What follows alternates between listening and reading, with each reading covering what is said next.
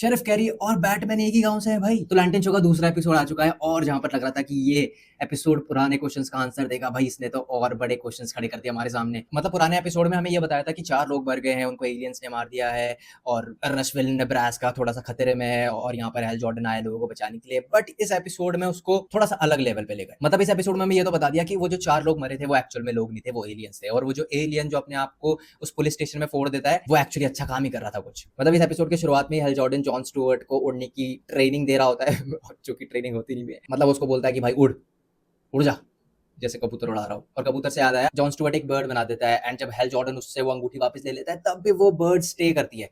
And उस time पे मैं सोच रहा था कि एक मिनट, ये क्या हो रहा है, क्योंकि रिंग अगर ले लोगे तो फिर वो कंस्ट्रक्ट अपने आप ही डैमेज हो जाता है। बट यहाँ पर ऐसा कुछ नहीं हुआ था। तो इसका मतलब ये तो क्लियर है कि John Stewart as Green Lantern Hal Jordan से थोड़ा ज्यादा पावरफुल है। आई मीन टू से इन सबकॉन्शियस माइंड और इन विल पावर, क्योंकि वो तभी उस बर्ड को तब भी अलाइव रखता है विदाउट अ रिंग। फिर उसके बाद हेल जॉर्डन जो है वो मिस्ट्री सॉल्व करने के लिए लग जाता है, जहां पर वो ये पता कर लेता है कि वो 4 लोग नहीं एक्चुअल में एलियन थे और उनको मारा विलियम मैककॉन ने, जो कि शेरिफ का ससुर है। लेकिन उसी के बीच में हेल जॉर्डन को ये भी पता चलता है कि पूरा गांव चाहता है कि हेल जॉर्डन जो है वो ये शहर छोड़ के चले जाए, क्योंकि इस शहर में कुछ ऐसा है जो कि वो लोग नहीं चाहते कि हेल जॉर्डन को पता चले। और इसके बारे में हमें बाद में पता चलता है, जहां पर कुछ लोग जो कि 110% एलियन ही होते हैं वो जॉन स्टुअर्ट को पकड़ लेते हैं एंड उसको ये बताते हैं कि भाई रशविल में मैन हंटर्स है और हम उनको रोकना चाहते हैं। लेकिन उससे पहले जब हेल जॉर्डन इन सारी चीजों को इन्वेस्टिगेट कर रहा होता है तो वो जो शेरिफ होती है उसका जो ससुर होता है वो उसको गोली मार देता है।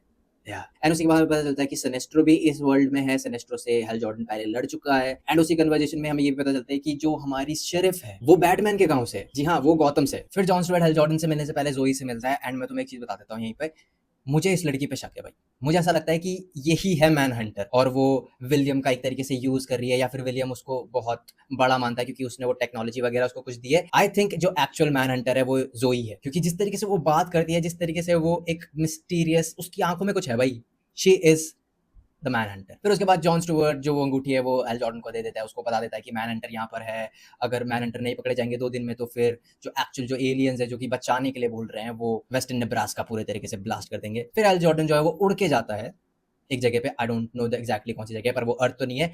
वहां पर वो मिलता है सिनेस्ट्रो से, जिसको उसने पकड़ के रखा होता है, और उससे वो पूछता है जाकर कि मैन हंटर के बारे में क्या जानता है भाई, बता दे मेरे। ओवरऑल ये एपिसोड वापस से 9 आउट ऑफ 10 है मेरे लिए। बहुत बढ़िया एपिसोड था। बीच में कुछ कॉमेडी एलिमेंट भी थे, लाइक वो जब उड़ने के लिए ऐसे करता है और फिर जो डर जाता है वो हेल जॉर्डन, वो भी बहुत बढ़िया था, मुझे बहुत बढ़िया लगा।